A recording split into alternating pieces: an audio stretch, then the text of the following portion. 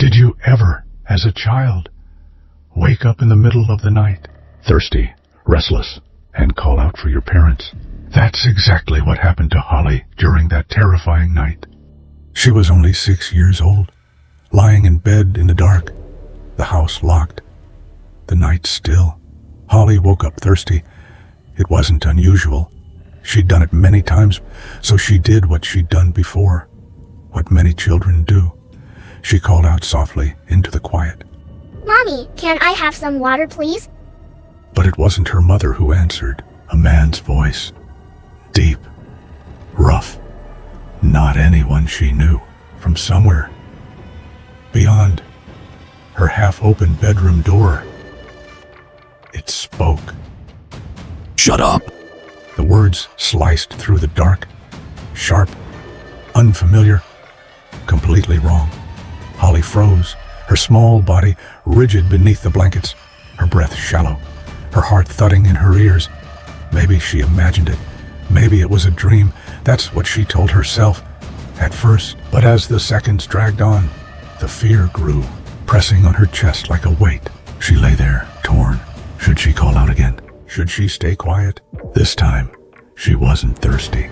That need had vanished, replaced by something primal, a deep, heavy need to feel safe, because if she stayed silent, she'd be alone in the dark, with a voice that shouldn't be there, a voice that didn't belong, a voice that spoke to her when no one else should have. The fear wasn't that her parents would walk in and find someone hiding in her room. The fear was that they wouldn't hear her at all, and that if she spoke again, the voice would answer. Her throat tightened, her stomach churned. But she forced herself to call out one more time. Daddy, please come here. And the darkness answered, harsher, closer, like it was waiting for her to speak. Shut up, I tell you. Don't let me tell you again. The words wrapped around her like chains, heavy, unseen, sinking into her skin. She couldn't move, couldn't scream, could barely breathe. Eventually, exhaustion pulled her under. In the morning, she told her parents. They shook their heads, smiled gently, said it must have been a dream. The house was locked. No one could have gotten in. But Holly never believed them, because dreams fade, and that night never did. They'll find you in the middle of the night.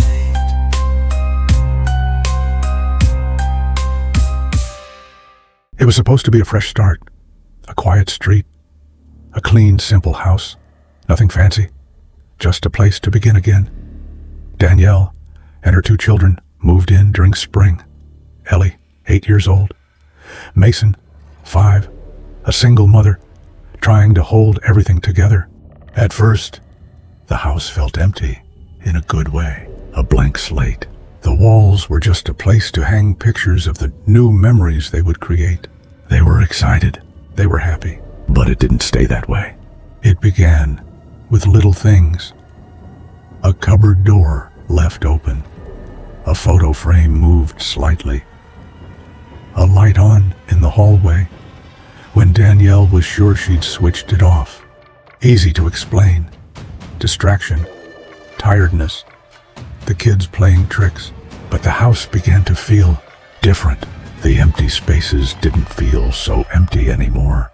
It was subtle at first, like walking into a room and sensing that someone had just left, like being watched from somewhere just out of view.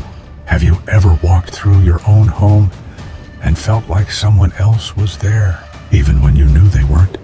Danielle started to catch herself checking behind doors, peeking around corners, listening to sounds that had no source.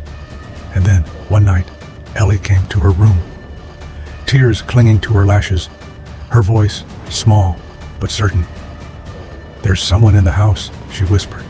Danielle scooped her up, reassured her, told her she'd checked the doors, the windows, that no one was there. But Ellie didn't believe her. And that night, Danielle didn't sleep. The feeling pressed harder. The silence of the house felt like it was holding its breath. Soon, she stopped, pretending. Every night, when the children went to bed, she checked every room, every closet, every lock. The sounds grew worse. Soft creaks in the hallway when no one should have been walking. A door gently clicking shut.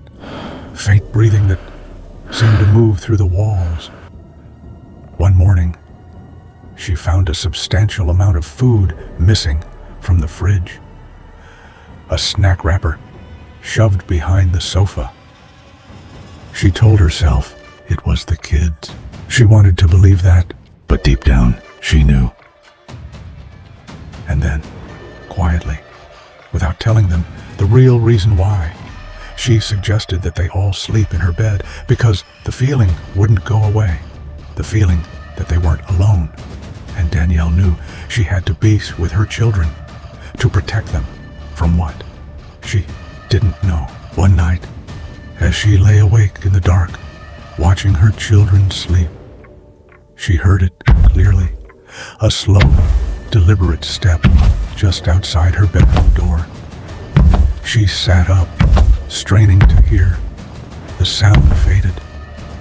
Then silence, until the morning when she found something that made her blood run cold in the bathroom after her shower. 4 words written clear as day. "I can see you."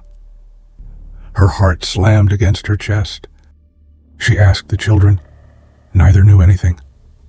Swore they hadn't done it. That was when she called the police. She hadn't called before because she didn't want to come across as some crazy woman. But now, she didn't care what they thought about her. All she cared about was the safety of her family and for this awful feeling to go away.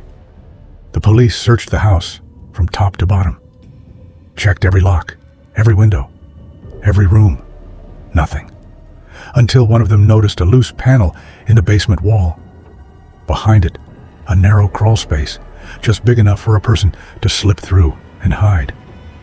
When they shone their lights inside, they found him, a man, thin, dirty, curled into the corner, like he belonged there.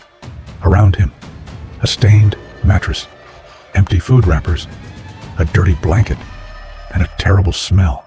He had been living there all the time, moving between the walls, creeping through the gaps, watching them, listening. At night, he'd crawl out and walk the same halls they thought were empty, steal their food, touch their belongings, move things around, little things, just enough to make them doubt themselves, to make them question their own sanity. No one knew how long he'd been there. No one knew what he might have done if Danielle hadn't called the police when she did. She moved her children out the next day. They never spoke about it again. But you should, because the next time you hear a floorboard creak, or something shifts in the attic, or a door you were sure you closed is suddenly open, ask yourself, what if it isn't the house settling? What if it isn't your imagination? What if someone's already inside, watching you, listening, waiting? And next time, they might not stop at watching. Some stories stay with you, not because of what happened, but because of what could have happened. Because when you lock your doors at night, when you check every window, you never really check the spaces in between. And if someone was already there, if they'd been hiding within the walls for weeks, would you even know? Or would you only realize when it's too late? If this story made you think twice about the sounds in your own home, hit the like button, subscribe for more unsettling horror stories, and remember, it's not always your imagination.